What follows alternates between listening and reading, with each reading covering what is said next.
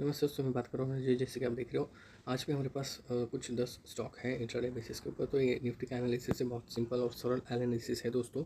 इसको हम क्या करेंगे, किस तरह से ट्रेड लेंगे इस एनालिसिस के बेसिस के ऊपर, तो मैं आपको यहाँ पे बताऊँगा। अगर यहाँ पे ब्रेक डाउन करके एक रिट्रेसमेंट और फिर नीचे आता है तो हम यहाँ पे इस जोन में एक पोजीशन बना सकते हैं। ठीक है, एक सिंपल सा तरीका है। और साथ ही साथ में अगर इसी जोन के आसपास कहीं ओपन हो जाता है, देखिए मैं आपको बता दूँ, इसी जोन के आसपास कहीं ओपन हो जाता है, ठीक है, तो हम वेट करेंगे ब्रेकआउट, रिट्रेसमेंट, और यहाँ पे थोड़ा बहुत टाइम पास करेगा और फिर एक अच्छा मूव हमें यहाँ तक देखने मिल सकता है, क्योंकि एक पैटर्न में ट्रेड कर रहा है, एक एंगल में ट्रेड कर रहा है। एंगल कौन सा है कि दोस्तों, ये एक एंगल बन चुका है और इसने अब यहाँ पे टच कर चुका है। तो अब पॉसिबिलिटीज़ है प्राइस एक्शन वाइज कि ये यहाँ पे जाए। ठीक है, प्राइस एक्शन वाइज यहाँ पे पॉसिबिलिटीज़ ये दिखाई दे रही है। ठीक है, तो यही होगा, ऐसा नहीं कुछ जो पहला सिनेरियो हमने बताया वैसे भी हो सकता है। ठीक है, बजाज फिनसर्व को हम यहाँ पे देखेंगे। बजाज फिनसर्व को भी मैं आपको बताना चाहूँगा, अगर इसमें बाइंग पोजीशन बनाना है तो कुछ ये रिट्रेस्ट या फिर ये रिट्रेसमेंट यहाँ पे भी आ सकती है, फिर ब्रेकआउट और फिर एक अच्छा मूव हम यहाँ पे देख सकते हैं, या फिर ब्रेकडाउन और यहाँ तक का हम टारगेट लेंगे, इस प्राइस तक का। ठीक है, सिंपल सा तरीका है। और बहुत सारे स्टॉक है, SBI लाइफ है हमारे पास। तो SBI लाइफ में दोस्तों बहुत टाइम से एक ट्रेड लाइन चल रहा है, 1 2 3 एंड 4, 4 दिन हो चुके हैं दोस्तों। यहाँ पे उसने काफ़ी अच्छा टाइम पास भी कर लिया था, जो कि आपको स्क्रीन के ऊपर दिखाई दे रहा होगा। यहाँ पे इस जोन में काफ़ी अच्छा टाइम पास कर दिया है। अब इस पैटर्न को किस तरह से हम ट्रेड कर सकते हैं दोस्तों, यहाँ पे ब्रेकआउट, एक यहाँ पे रिट्रेसमेंट और फिर एक हम यहाँ पे एक मूव देख सकते हैं। ठीक है, इस पैटर्न को, जो बहुत लंबा ट्रेड लाइन रहता है ना, तो उसके एज के ऊपर, एज के आसपास, एज मतलब क्या है दोस्तों, अब यहाँ पे एज जो है वो यहाँ पे आ रहा है। ठीक है, इंट्राडे बेसिस के ऊपर, तो यहाँ पे तो हम ट्रेड नहीं ले सकते, है ना, यहाँ पे तो हम ट्रेड नहीं ले सकते। तो इसके बीच में कहीं पे हमें यहाँ पे एक एज में देखने मिल सकता है। ठीक है, और अगर नीचे आ ही जाता है तो कुछ ये मूव हम यहाँ पे एक्सपेक्ट कर सकते हैं। और इस जोन, ये जो जोन है, ये जो सेंटर पॉइंट है, वो बहुत इंपॉर्टेंट जोन का काम करेगा। एंड ऑफ द डे हम वो देखेंगे करता है या नहीं। और आइशर मोटर भी हमारे पास दोस्तों काफ़ी अच्छा, इसमें एक ये भी पॉसिबिलिटीज़ बन रही हैं। ये रहेगा मुझसे,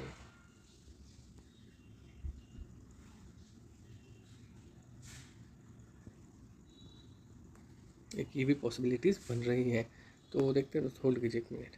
तो ये भी बन रहा है, तो देखते हैं दोस्तों। मेरे ख्याल से क्या मार्केट की कंडीशन रहेगी वो तो मैं नहीं बता सकता। अगर मुझे बाइंग पोजीशन लेनी है तो यहाँ पे इसके बाद में बाइंग पोजीशन लूँगा। ठीक है, जो रेड लाइन दिखाई दे रही है एक रेजिस्टेंस का काम करने वाली है। ठीक है, और ये ग्रीन लाइन सपोर्ट का काम करने वाली है। तो रेड लाइन के ऊपर हम यहाँ पे बाइंग की कोशिश करेंगे।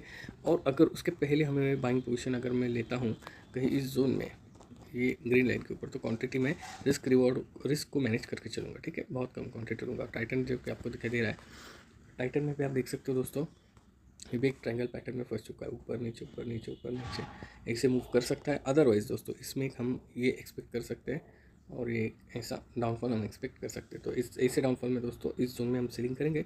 अदरवाइज़ अगर हमें बाइंग की पोजीशन लेनी है तो जब ये रिट्रेस करने आएगा तब हम यहाँ पे पोजीशन लेंगे। ठीक है, सिंपल सा एनालिसिस है जिसको कि आप अच्छे से समझ सकते हो। और यहाँ पे देखिए, एक चैनल के बेसिस के ऊपर चल रहा था, जो कि अभी निफ्टी में मैंने आपको बताया, ये आपको दिखाई दे रहा होगा, एक चैनल है up down up down.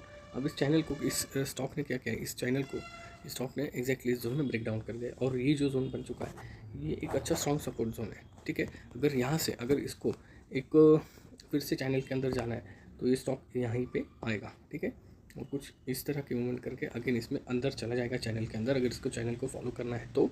Otherwise कुछ यहाँ पे आकर के अगेन नीचे आएगा, और चैनल का ब्रेकआउट सच में उसने कर दिया है, ब्रेकडाउन कर दिया है, तो यहाँ पे कुछ इस तरह के मूवमेंट हमें देखने मिल सकते हैं। ठीक है, तो और उसके बाद है JSW स्टील। JSW स्टील भी एक तरह के चैनल में ही चल रहा है। तो एक्सपेक्टेड है मुझे कि जिस तरह से ये चैनल में चलते हैं ना स्टॉक, ठीक है, तो वो जब नीचे के लेवल के ऊपर आते हैं तो वो ऊपर भी लेवल को टेस्ट करने जाते हैं। अगर इसको फेल करना है, ठीक है, ये चैनल को अगर इसको फेल करना है तो यहाँ पे एक रिट्रेसमेंट और फिर एक डाउनफॉल हम यहाँ पे देख सकते हैं। अदरवाइज़ इसको ये नहीं करना है, इस चैनल में ही बने रहना है, तो इस जोन के आसपास कहीं पे मार्केट ओपन होगा, और एक रिट्रेसमेंट करने के बाद हम यहाँ पे अपसाइड का मूव इसमें देख सकते हैं। ठीक है, छोटे छोटे टारगेट रहेंगे दोस्तों, सेफ और सिक्योर टारगेट रहेंगे। आपके SL जाने के चांसेस बहुत कम रहेंगे। अगर गया भी तो आपका जो SL रहेगा वो आपके बहुत ही छोटा SL आपको मिलेगा। ठीक है, और ये NTPC का चार्ट है, यहाँ पे आप देख सकते हो, यहाँ पे बेस बन चुका है। ठीक है, उस बेस को हमने मार्क कर लिया, और यहाँ पे काफ़ी दिनों से मेरे ख्याल से NTPC को मैंने बताया हुआ है, तो काफ़ी दिनों से इसमें ट्रेड लाइन काम कर रही है। तो देखते हैं एंड ऑफ द डे क्या होता है। और इसमें भी अगर मैं आपको बताऊँ तो ये जोन मेरे लिए बहुत इंपॉर्टेंट जोन का काम करेगा, अप साइड के लिए और डाउन साइड के लिए। ठीक है, टाइम क्या आ रहा है, टाइम हम लगभग यहाँ पे आएंगे। ठीक है, 2:40 के आसपास, और यहाँ पे हम आएंगे 1:05 के आसपास। ठीक है, तो अगर यहाँ पे ब्रेकआउट आता है पावर सेक्टर में तो कुछ ये मैं एक्सपेक्ट करूँगा। एग्जैक्टली आप इस टाइम को मत देखिए, ये जो मैं ड्रॉ कर रहा हूँ उस ड्राइंग को देखिए, सॉरी। और उसके बाद हम यहाँ पे ये मूव देख सकते हैं। ठीक है, जो मूव हमें लेकर के जा सकता है इस जोन के आसपास। ठीक है, और पिछला कोई रहेगा उस जोन के आसपास हमें लेकर के जा सकता है। ठीक है, तो ये सारे स्टॉक थे और कुछ हैं। हाँ, HDFC बैंक पे, HDFC बैंक पे आप देखिए, अगर मैं आपको बता दूँ एक बेस लाइन हमने ड्रॉ करके रखा है, इंपॉर्टेंट प्राइस हमने फाइंड आउट करके रखा है 1640.20 का, और हम फिलहाल के लिए उसके नीचे क्लोज दे रहे हैं। ठीक है, तो इसमें हमें क्या करना है, एक ज़्यादा से ज़्यादा अगर इसके ऊपर सस्टेन करता है ना कुछ ये, तो यहाँ तक हम जा सकते हैं। 1650 के आसपास हम आराम से जा सकते हैं। ठीक है, और इस 1650 के ऊपर भी हम जा सकते हैं। कितना प्राइस है, 1651 तो 52, 1651 से लेकर के 1652 तक हम यहाँ पे जा सकते हैं, 1640 से लेकर के। तो 10 रुपये का हमें यहाँ पे ऐसे प्रॉफिट रहेगा। ठीक है, रिस्क एंड रिवॉर्ड रेशो। और रिलायंस में हम देख रहे हैं, तो रिलायंस को भी हमने काफ़ी अच्छे से मार्क करके रखा। रिलायंस में बहुत इंपॉर्टेंट जोन का काम करेगा ये triangle pattern plus important zone जो हमने ड्रॉ करके रखा हुआ है, बहुत बहुत बहुत ज़्यादा इम्पोर्टेंट काम करेगा। और ये जो टाइम फ्रेम मैं आपको बता दूँ कहाँ पे आ रहा है, 11:15 के आसपास से आ रहा है। ठीक है, अगर यहाँ पे रिलायंस को अगर अपसाइड जाना है, पावर सेक्टर अगर अच्छा है, तो ये जो आप देख रहे हो ये एक सपोर्ट लाइन का काम करेगा। ठीक है, और ये सपोर्ट लाइन तभी काम करेगा जब ये जो ऊपर का लाइन आ रहा है इसको ब्रेकआउट करके प्राइस यहाँ पे सस्टेन करके अपसाइड का मूव देगा। सिंपल तरीका है, सिंपल तरीके से एनालिसिस किया हुआ है। और रिलायंस के बाद ONGC है, ONGC भी आपको दिखाई दे रहा होगा। फिलहाल के लिए एक पैटर्न, ट्रायंगल पैटर्न के बाहर क्लोजिंग दिया उसने। ठीक है, बाहर क्लोजिंग दिया है, और साथ में अगर हम देखें तो कुछ ठीक ठाक वॉल्यूम है। ठीक है, ठीक ठाक वॉल्यूम हमें यहाँ पे दिखाई दे रहा है। तो मेरे ख्याल से इसमें भी कुछ ये मूव हम एक्सपेक्ट कर सकते हैं, एक थोड़ा, और एक ऐसा ये मूव हम एक्सपेक्ट कर सकते हैं। एज के ऊपर आसपास हमें कुछ मूव एक्सपेक्ट करने, हम मूव को देख सकते हैं। और इसमें तो मेरा बेरिश मूव ये रहेगा व्यू ONGC में। अभी देखते हैं क्या होता है। ठीक है, इंडेक्स किस तरह से काम करता है, रिलायंस और एनर्जी सेक्टर ये सारे। और यहाँ पे सिंपल एनालिसिस है ब्रिटानिया का भी, जो कि आपको यहाँ पे दिखाई दे रहा है। एक यहाँ पे, सॉरी होल्ड करिए, एक यहाँ पे हमें सपोर्ट लाइन दिखाई दे रही है जो कि हमें ग्रीन कलर से मार्क करके रखी हुई है। ठीक है, और एक रेजिस्टेंस लाइन है, प्रीवियस डे का कुछ रेजिस्टेंस लिया हुआ है प्राइस ने, तो उसको हमने मार्क करके रखा हुआ है। और यहाँ पे प्राइस अगर इसी जोन में ओपन होता है, देखिए ये जोन है, इसी जोन में ओपन होने के बाद अगर इसको सच में ऊपर ही जाना है तो यहाँ पे कुछ ये मूव कर सकते हैं। हर एक ट्रेड में दोस्तों यही पैटर्न आपको देखने मिलेगा, up, retracement, breakout and buy. ठीक है, तो आपको वही सारी चीज़ दिखाई देगी। और अगर नीचे ही आना है इसको, ठीक है, तो ये जो ट्रेड लाइन हम ड्रॉ करके रखी है रेजिस्टेंस की, तो इसको बार बार रजिस्ट करेगा। और रजिस्ट करते करते जब वो इस जोन तक आएगा तो ये जोन हमारे लिए बहुत इंपॉर्टेंट रहेगा। रजिस्टेंस लेने के बाद अगर इस जोन पे आने के बाद ब्रेकडाउन करेगा तो हमारे लिए बहुत ही ज़्यादा इंपॉर्टेंट ये जोन बन जाएगा। ठीक है, बहुत ज़्यादा इंपॉर्टेंट ये जोन बन जाएगा। और ये प्रीवियस डे का सपोर्ट हम यहाँ पे देख सकते हैं। तो ऐसे हम दोस्तों स्टॉक को एनालिसिस करते हैं और इस तरह से हम काम करते हैं।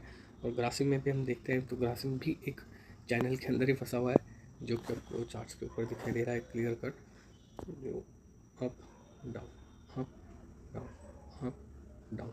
तो अब क्या मूवमेंट आनी चाहिए दोस्तों, आप ही बताइए। ये एक सपोर्ट लाइन है, एक रेजिस्टेंस लाइन है। यहाँ पे कलर थोड़े गलत हो चुके हैं। ठीक है, यहाँ पे हम क्या करते हैं,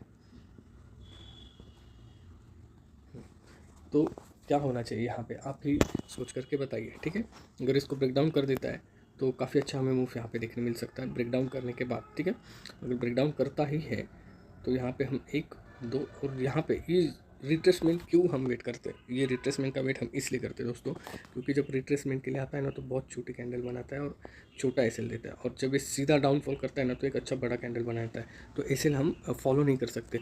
तो ये इतना बड़ा कैंडल में ट्रेड लेने से बेहतर है दोस्तों छोटे से एसएल के साथ हम इसमें ट्रेड लें। ठीक है, क्या लग रहा है आपको, सही है कि नहीं? तो इसलिए दोस्तों हम इस तरह के पैटर्न का वेट करते हैं। ठीक है। ये जो रिट्रेसमेंट होता है ना, उसका हम वेट करते हैं, हमें छोटा ऐसे मिलता है और टारगेट भी हमें अच्छे से मिल जाता है। और ये हो गए सारे एनालिसिस, और लगे हाथ हम बैंक निफ्टी को भी देख लेते हैं। चलिए, इसका तो आपके सामने कर देता हूँ। इम्पोर्टेंट जोन, इम्पोर्टेंट जोन, ठीक है। यहाँ पे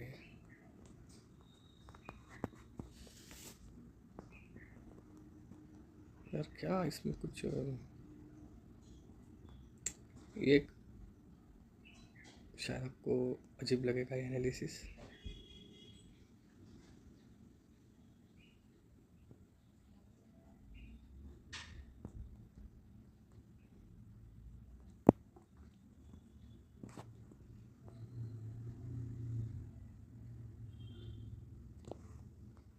बस एक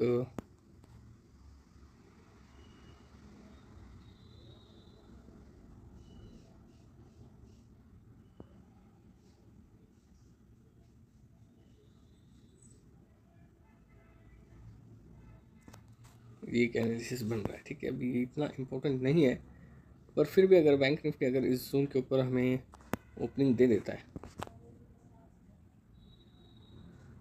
चलिए ड्रॉ कर देता हूँ आपकी आंखों के सामने क्या जाएगा उसमें, है ना। फिर भी अगर बैंक निफ्टी में इस जोन के ऊपर ओपनिंग दे देता है, इसमें बहुत प्रॉब्लम हो जाता है।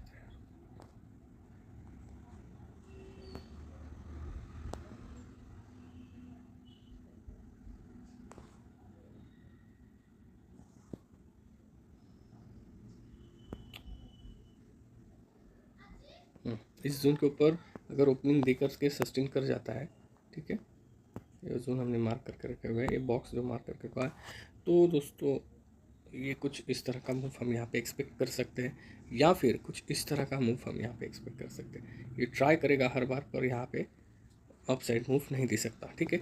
आप ये यहाँ पे देख रहे हो किस तरह का मूव, एक एंगल बना करके नीचे आए, तो हो सकता है एक एंगल बना करके अब ऐसा जाए, फिर एक एंगल बना करके नीचे आए, ठीक है। मतलब नीचे जाने की कोशिश करे पर एंगल उसका ये रहेगा, और ऊपर जाने की कोशिश करे तब भी एंगल उसका ये रह सकता है। तो देखते हैं दोस्तों एंड ऑफ द डे क्या होता है। हमने जो एनालिसिस करके रखा हुआ है वो आपके साथ शेयर किया हुआ है, और एंड ऑफ द डे हम देखेंगे इस एनालिसिस ने हमारा कितना साथ दिया और किस तरह से इसने लाइव मार्केट में परफॉर्मेंस दी है। तो जुड़े रहे दोस्तों, बने रहे मेरे साथ, काफ़ी अच्छी बेहतर मुनाफे। Thank you so much.